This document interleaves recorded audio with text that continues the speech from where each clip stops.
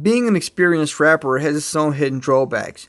You've attained a vast arsenal of skills and gathered so much knowledge by now that there might be a point where you get confused and lose your mental composure, forgetting the purpose of composing a rap song. How would you know whether a song is successful or not? What is the ultimate test? Press replay. The ultimate test of having a successful song is whether you have managed to get your listener to play it back. That's it. If your song gets a high percentage of replays, your work is done. Due to the high supply of rappers nowadays, most people just skim through the songs. If you're being able to capture the attention right from the start, have them vibe to it and then play it back, the song will be successful and most likely get viral. This, however, is easier said than done because of the number of variables influencing the creation process. We'll talk about the vibe, conquering initial attention, variety, finish stronger than you start. The vibe. When I say vibe, I mean that your song has to have a strongly distinguished feel to it. There should be one specific emotion, being the king of that song. This is because the feeling of the song is the only thing being remembered by the subconscious of your listener. Think about it. If you feel like listening to music right now and you want something with just mirroring your current emotional state, you'll be trying to think of a song which has that specific vibe to it. You'll think of a rapper who is displaying that desired emotion. Not only that, but having a strong vibe in your song lets the listener decide whether the song is for him or not. If he's feeling that vibe throughout his daily life, he's likely to stay. If your song has an angry vibe to it, and the listener is subjected to feelings of anger on a regular basis, he'll listen to your song because the fact is that it's mirroring his state. Never agree to write on an instrumental which has a weak vibe to it. It will simply blend in with the rest of the tracks out there and your rap performance won't even matter. Some producers try to put too many layers on their beats, which damages the actual impact of the product. Remember, bet on a strong instrumental, one distinguished emotion. The next thing is to match the vibe of the instrumental with flow, delivery, and lyrics. All three aspects should correspond to the vibe in order to create that complete feeling of a song, strengthening its power on the listener. The second factor is conquering initial attention. There are too many rappers and people have no time to waste. Okay, that's the truth. You have a few seconds to win their time or they'll simply move on. Others don't care how long you've taken to write something or what did you go through. They don't care about the hassles of creating a rap song. They're simply there to consume your product. Therefore, you should think of ways with which you could grab their attention right from the start. Think about building anticipation by a specific arrangement of instruments in your intro. Think about inserting an interesting or controversial snippet of a vocal. The intro should have the effect drama has on us. It should grab and never let go. Confusion, anticipation, and not knowing what will follow are the ingredients of a great introduction.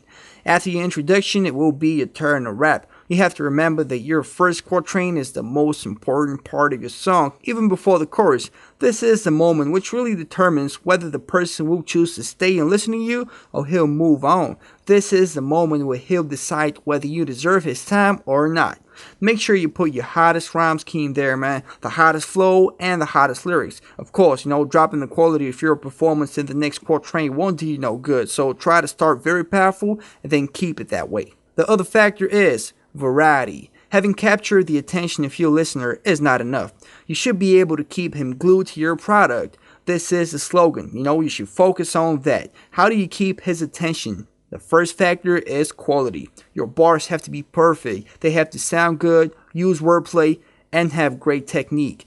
If you slip on one word, people leave. If you mess up even one sound, they'll register it and they'll leave. When people are listening to something for the first time, they don't enjoy it as much as they're trying to figure out, is there something wrong with it? And only if they can't find any faults in your song, then they'll play it again. But this time, assured of its quality, they'll jam to it. So keep them on their toes. The next thing is that, you should always try to keep it interesting. Change your flow. First rhyme with punchlines, then rhyme fast, then use complicated rhyme schemes. Sing on your chorus, then sing on the bridge.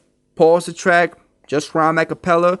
You get creative and never do just one thing. Adults get bored even faster than children nowadays. Variety is the cure for boredom. Make sure that your song provides a plentiful of variety. Don't forget about the vibe though. All of your different flows should be connected in one way or another to your core emotion. Don't switch emotions too much, it kills the vibe. And due to the fact that songs are only like 3-4 minutes long, you have time to build up only one vibe. Switching from vibe to vibe will render your song kinda powerless. Think about some of Kanye's songs. What about Mercy? Kanye is a genius, but his part just kills the vibe, man. Like, I always press fast forward when he starts. Okay, honestly, I do that. Not because he can't rap, it's because his part has a different vibe and the song is losing the feeling it had in the beginning.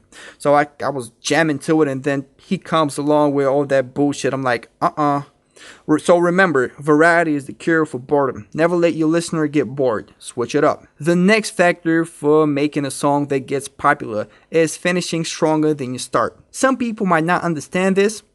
However, the ending of your song is as important, if not more important, than your start. Let me draw an analogy with meeting someone for the first time. First impression is very important. How he looks, how she talks to you, and so on. But if at the end of your meeting, he says something which you don't agree with, making him look like a douche, you're likely to leave with a bad impression, disregarding your good initial impression. The same dynamic is present when it comes to a song.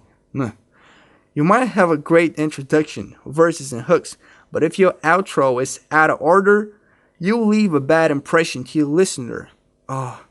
Just know that your outro is the last thing he hears from you. How will you leave? What will happen? When I finish my songs, I'm trying to always put a twist in it. Oh yeah. For example, it might be lyrical, conceptual, or melodic twist.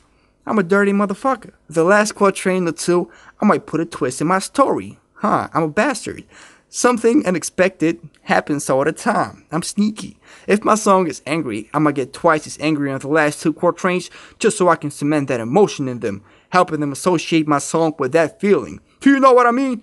If my song is inspirational, I might talk about hope on my last quatrain and bring a positive turnaround in my struggle. The ending is essential. Don't underestimate it. These were the factors which will determine whether your song gets played back or not. Think about those factors and take them into account. It was a pleasure.